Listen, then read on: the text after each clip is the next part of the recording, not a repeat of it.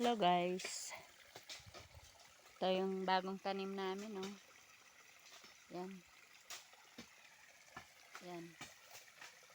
Bagong tanim. Yan yung tanim ng mga una pang panahon, mga Hapon. Yan yung tinatanim nila. Ito kayo guys, oh. Yung tagas ng tubig nilipat namin. Kasi gusto namin magkaroon ng maraming tubig dito sa baba. Kaya yan.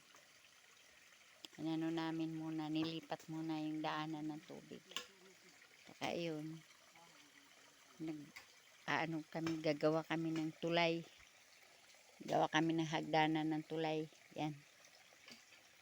Yan. Yung dalawang punong kahoy na yan. Lalagyan ng tulay yan. Tapos itatali dito sa kabilang puno. Yan. Yan. Kasi pag tag-ulan, hindi ka basta makakadaan dyan. Kasi malalim ang tubig dyan. Yan. Malalim ang tubig. Kaya guys, yan. Dito guys, yung nakuha yung drum. Dito. Yan. Pwesto na to. Ito. Ayan ang palatandaan niya.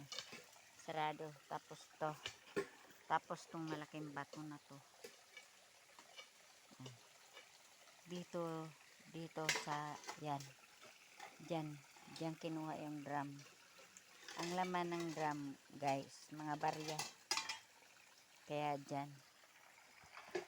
Kaya swerte yung mga nagkuha na yung guys. Hindi man lang kami binigyan.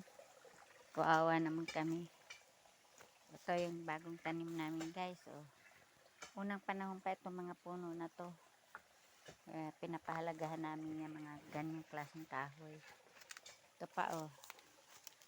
Ito pa oh. Ito din siya. Ayan din. Unang panahon pa mga kahoy yan. Yan. Ayun pa yung isa oh. Malaki. Matitibay po unang kahoy ito. Yan, matitigas na klase ng kahoy. Kaya dyan na muna guys. Nagaano kami guys. Tratrabaho kami guys. Kasi gawa kami ng tulay guys. Mientras mahina pang baha.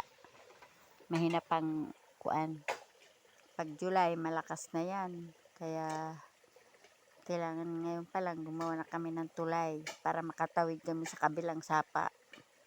Sa kabilang lupa. Sige, dyan na muna guys. Thank you guys.